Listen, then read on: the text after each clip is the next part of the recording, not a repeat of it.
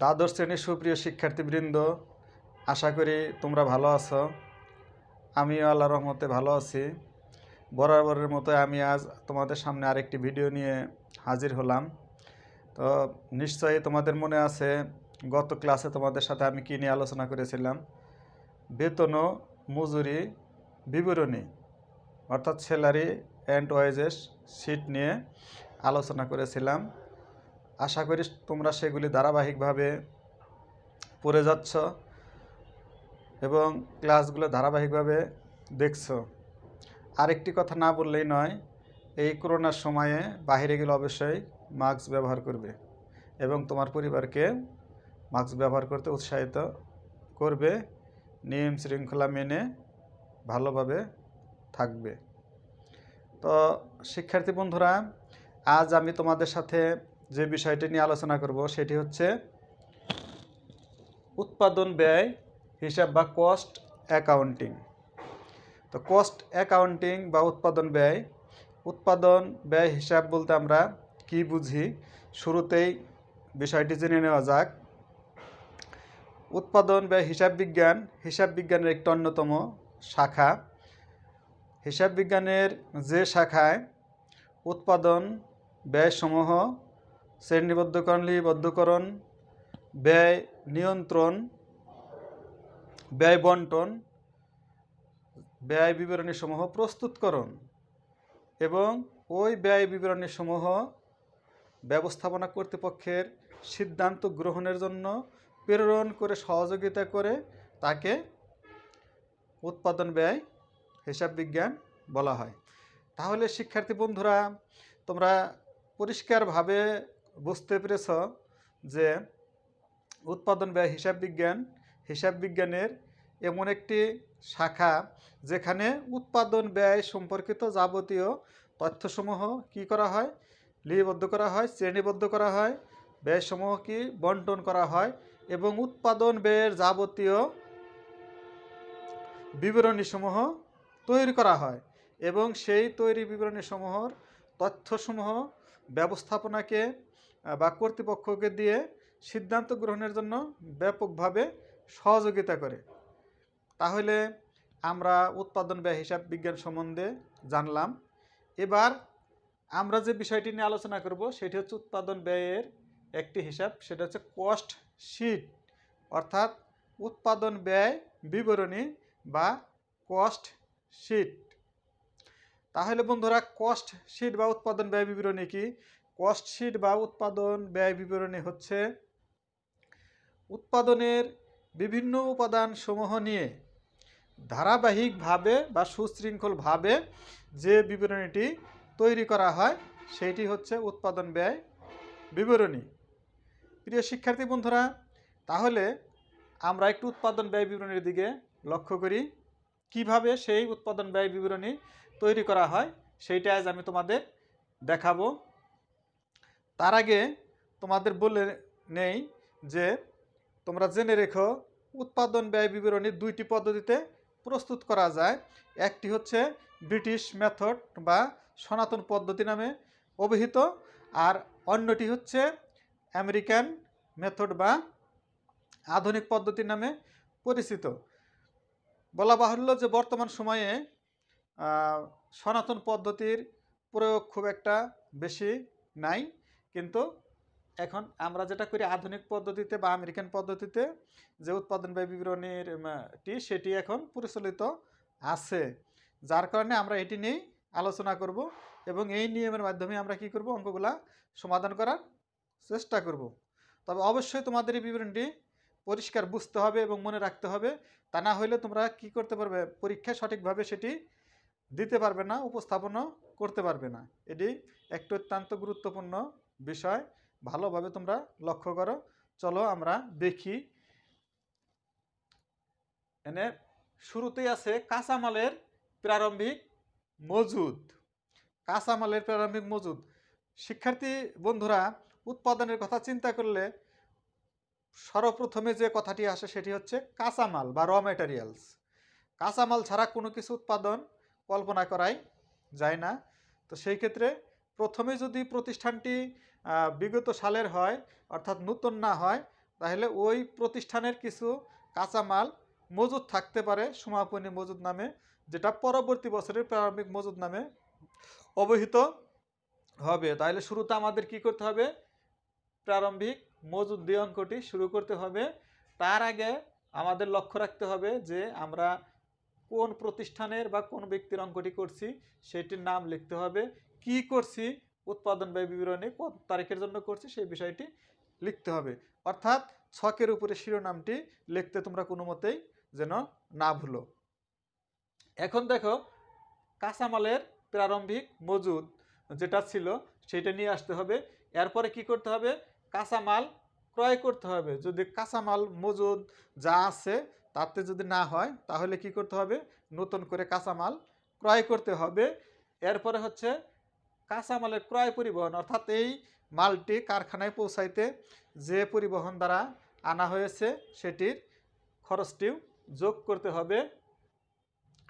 এরপরে ক্রয় ফেরত, অর্থাৎ ক্রয় সংক্রান্ত মালে যদি কোনো প্রকার ত্রুটি পরিলক্ষিত হয় বা বিচ্যুতি পরিলক্ষিত হয় সেই ক্ষেত্রে সেই মালটি আবার কি করতে হবে?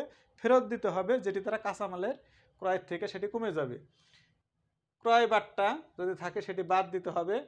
কাঁচামালের অস্বাভাবিক ক্ষতি যদি হয় কোনো সময়ে সেটি বাদ দিতে হবে, অর্থাৎ পচন ধরতে পারে বা আংশিক বৃষ্টির পানিতে নষ্ট হইতে পারে, এই সমস্ত কারণে যেটি থাকে সেটিকেও এটা কি হতো? অস্বাভাবিক ক্ষতি হিসাবে বাদ দিতে হবে। এটার আমরা বলবো যেটি পাওয়া যাবে এটি যোগ বিয়োগ করে, সেটির নাম হচ্ছে ব্যবহার উপযোগী কাঁচামাল। তো শিক্ষার্থী বন্ধুরা, আমরা কি পেলাম এখানে? ব্যবহার উপযোগী কাঁচামাল। এরপরে বাদ হচ্ছে কাঁচামালের সমাপনী মজুদ। ওই সময়ের জন্য যদি কাঁচামালের মজুদ কাজ করতে না পারে সেটা কি? কাঁচামালের সমাপনী মজুদ, সেটি বাদ দিতে হবে। দেওয়ার পরে আমাদের যাই হাতে থাকবে সেটা না হলো ব্যবহৃত কাঁচামালের ব্যয়, cost of raw materials used, অর্থাৎ ব্যবহৃত কাঁচামালের ব্যয়। তাহলে আমরা ধাপে ধাপে, পূর্বেই তোমাদের সাথে আমি যে কথাটি বলেছি যে উৎপাদনের উপাদানসমূহ ধাপে ধাপে দেখায়ে যে বিবরণী তৈরি করা সেইটির নাম হচ্ছে কি? উৎপাদন ব্যয় বিবরণী। তাহলে আমরা প্রথম ধাপে কি দেখলাম? কাঁচামাল সংক্রান্ত বিষয়গুলো দেখলাম এবং এখানে কি বের হয়েছে? ব্যবহৃত কাঁচামালের ব্যয়। তাহলে ব্যবহৃত কাঁচামালের ব্যয় বের করতে যে আমরা কি করেছি? কাঁচামালের প্রারম্ভিক মজুদ যদি থাকে সেটি আমরা এনেছি। কাঁচামাল প্রয়োজন হলে ক্রয় করতে হবে, ক্রয় পরিবহন যোগ করতে হবে, ক্রয় ফেরত, ক্রয় বাট্টা এগুলি কি করতে হবে? বাদ দিতে হবে। কাঁচামালের যদি অস্বাভাবিক ক্ষতি থাকে সেটি বাদ দিতে হবে। তাহলে আমরা যেটি পাবো সেটির নাম হচ্ছে ব্যবহার উপযোগী কাঁচামাল। এবার ব্যবহার উপযোগী কাঁচামাল থেকে যদি সমাপনী কাঁচামাল বাদ দেওয়া যায় সেটার নাম হবে হইল ব্যবহৃত কাঁচামালের ব্যয়, কস্ট অফ ম্যাটেরিয়ালস ইউজড। এখন প্রথম ধাপের পরে আমরা দ্বিতীয় ধাপে আসি।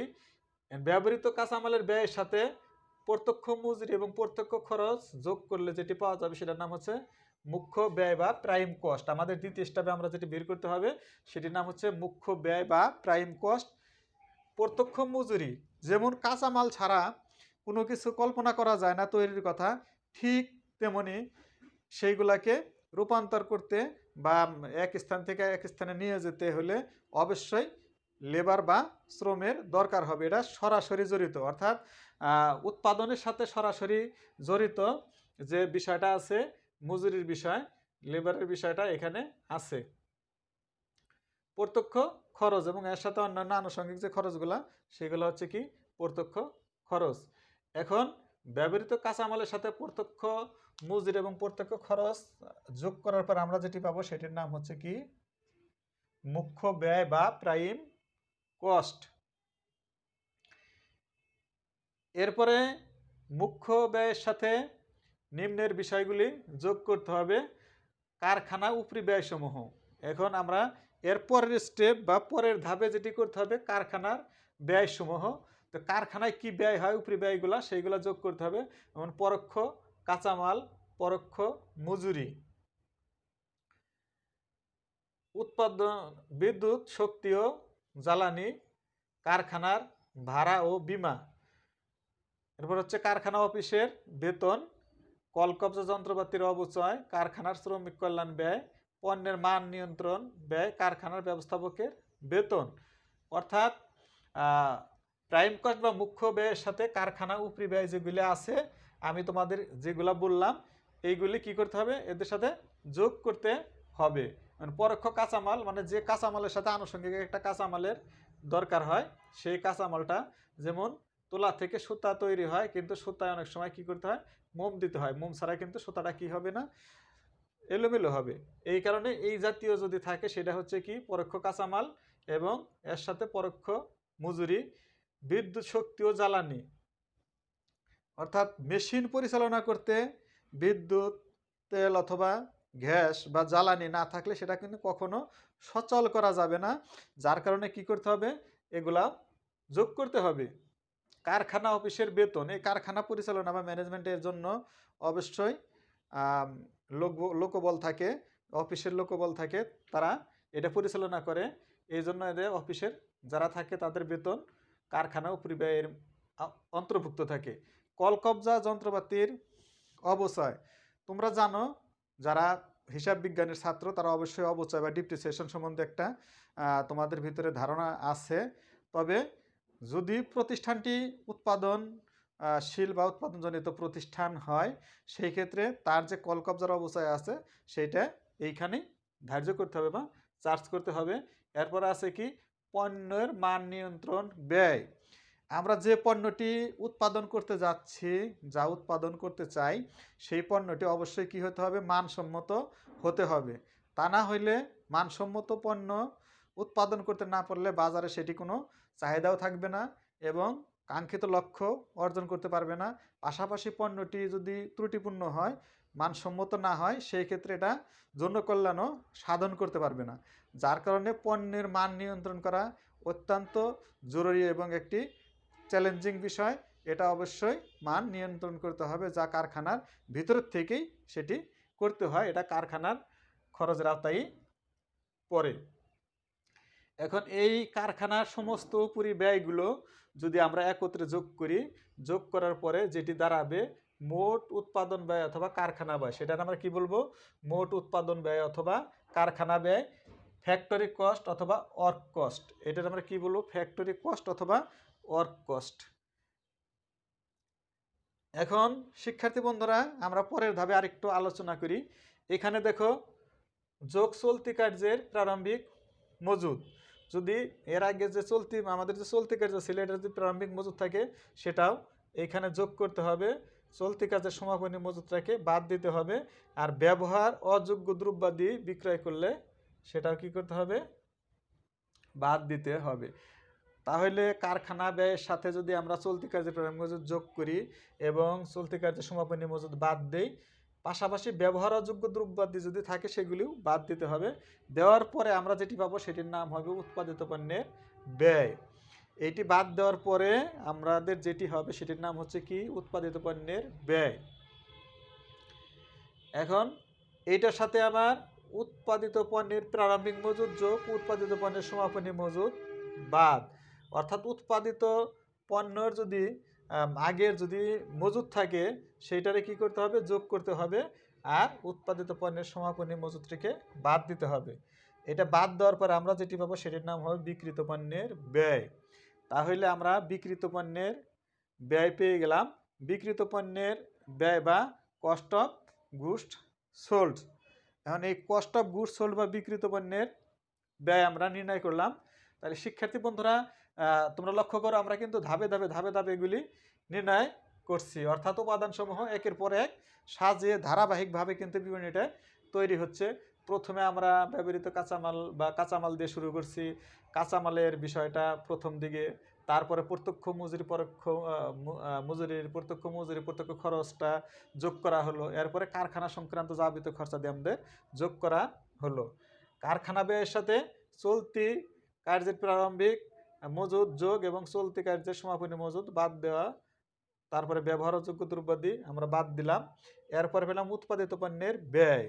তাহলে উৎপাদিত পণ্যের ব্যয় পাওয়ার পরে আমরা কি করব, উৎপাদিত পণ্যের যদি প্রারম্ভিক মজুদ থাকে সেটি যোগ করব, আর যদি সমাপনী মজুদ থাকে সেটি বাদ দেব। বাদ দেওয়ার পর আমরা কি পাবো, বিক্রিত পণ্যের ব্যয় বা কস্ট অফ গুডস সোল্ড। তাহলে আমরা কস্ট অফ গুডস সোল্ড পর্যন্ত আলোচনা করলাম এবং তোমরা কি ধারাবাহিকভাবে এটি বুঝতে পারলে। এখন বিক্রিত পণ্যের ব্যয় শুধু পণ্য উৎপাদন করে একটা বিক্রিত পণ্যের ব্যয় পর্যন্ত নির্ধারণ করলে চলবে না, পরবর্তীতে সেই পণ্যগুলোকে কি করতে হবে, মার্কেটিং করতে হবে এবং অন্যান্য প্রশাসনিক যে খরচ আছে সেগুলো যোগ করতে হবে। তাহলে বাণিজ্যিক খরচ আছে, এই বিক্রিত পণ্যের ব্যয়ের সাথে বাণিজ্যিক খরচসমূহকে কি করতে হবে, যোগ করতে হবে। তো বাণিজ্যিক খরচ আবার দুই প্রকার, একটা হচ্ছে অফিস ও প্রশাসনিক উপরি ব্যয়, আর একটা হচ্ছে বিক্রয় ও বন্টন উপরি ব্যয়। তাহলে কস্ট অফ গুডস সোল্ড বা বিক্রিত পণ্যের ব্যয়ের সাথে অফিস ও প্রশাসনিক উপরি ব্যয়সমূহ কী করতে হবে, যোগ করতে হবে। তাহলে অফিস ও প্রশাসনিক উপরি ব্যয় কী কী, যেমন অফিসের বেতন, প্রতিষ্ঠানের অফিস যে পরিচালনা করে তাদের কর্মচারী ম্যানেজার এদের বেতন দিতে হয়। তারপর হচ্ছে অফিসের ভাড়া দিতে হয়, তাহলে অফিসের ভাড়া প্রদান করতে হয়, কর প্রদান করতে হয়। এরপরে ডাক্তার ও টেলিফোন খরচ, অর্থাৎ চিঠিপত্র আদান প্রদান, কুরিয়ার সার্ভিস সংক্রান্ত বিভিন্ন খরচ, মোবাইল বিল, এই সমস্ত ডাক ও তার টেলিফোন বা ল্যান্ডফোন এগুলার বিল প্রদান করতে হয়। এরপরে অফিস পরিচালনা করতে বিভিন্ন প্রকার ফরম্যাটের দরকার হয়, যেগুলাকে আমরা ছাপা ও মনিহারি বা স্টেশনারি বলে থাকি, যেমন কলম, পেপার ওয়েট, পাঞ্চ মেশিন ইত্যাদি। এরপরে আইন খরচ ও নিরীক্ষা খরচ। তো কোনো প্রতিষ্ঠান চালাইতে গেলে লিগ্যালিটির বা কোনো আইন সংক্রান্ত জটিলতা হয়, সেই ক্ষেত্রে আমাদের লিগ্যাল অ্যাডভাইজার রাখতে হয় বা উকিল বা জজ ব্যারিস্টার যাই হোক। তো এদের কি করতে হয়, এদের পিছনে একটা নির্দিষ্ট পরিমাণ অর্থ দিতে হয়। তো সেটার আমরা বলি কি আইন খরচ বা লিগ্যাল এক্সপেন্সেস। এরপর হচ্ছে নিরীক্ষা খরচ। এই প্রতিষ্ঠান সঠিকভাবে যে হিসাবগুলো পরিচালনা করছে কিনা বা কোনো ভুল ত্রুটি আছে কিনা বা সরকারেরকে তথ্য দেওয়ার জন্য কোনো অবগতির ব্যবস্থা করা হয়েছে কিনা, ছাপানো হয়েছে কিনা, সেইগুলো করার জন্য আভ্যন্তরীণ একটা নিরীক্ষাও হয়। সেটা হচ্ছে কি, এর জন্য একটা ফি প্রদান করতে হয় বা খরচ হয়, সেটা হলো নিরীক্ষা খরচ। বিক্রয় ও বন্টন উপরি ব্যয়। এরপরে আমরা কি ওইগুলো যোগ করার পরে এর সাথে আরও বিক্রয় ও বন্টন উপরি ব্যয় যোগ করব। যেমন বিক্রয় করতে গেলে বিক্রয় কর্মী বা সেলসম্যান অবশ্যই দরকার হয়, এদের বেতন কমিশন দিতে হয়। ভ্রমণ খরচ, এরা যে বিভিন্ন জায়গায় যাতায়াত করে, বিভিন্ন জায়গায় যায়, তাদের জন্য একটা খরচ দিতে হয়, কি ভ্রমণ খরচ। বিজ্ঞাপন, প্রতিষ্ঠানের পণ্যটি সঠিকভাবে মানুষের সামনে তুলে ধরার জন্য কি করতে হয়, বিভিন্ন মাধ্যমে যেমন টিভি বা অন্যান্য চ্যানেলে বিজ্ঞাপন দিতে হয়। এই জন্য কিন্তু ওই প্রতিষ্ঠানের অর্থ ব্যয় হয়। এটারে বলা হয় হচ্ছে বিজ্ঞাপন বা অ্যাডভার্টাইজমেন্ট। বিক্রয় পরিবহন, আমাদের যে পণ্যটি বা প্রতিষ্ঠানের যে পণ্যটি বিক্রয় করবে সেটি অবশ্যই কোনো না কোনো পরিবহনের মাধ্যমেই এক স্থান থেকে অন্য স্থানে অথবা খুচরা দোকানে অথবা ডিলারের কাছে কি করতে হবে, প্রেরণ করতে হবে।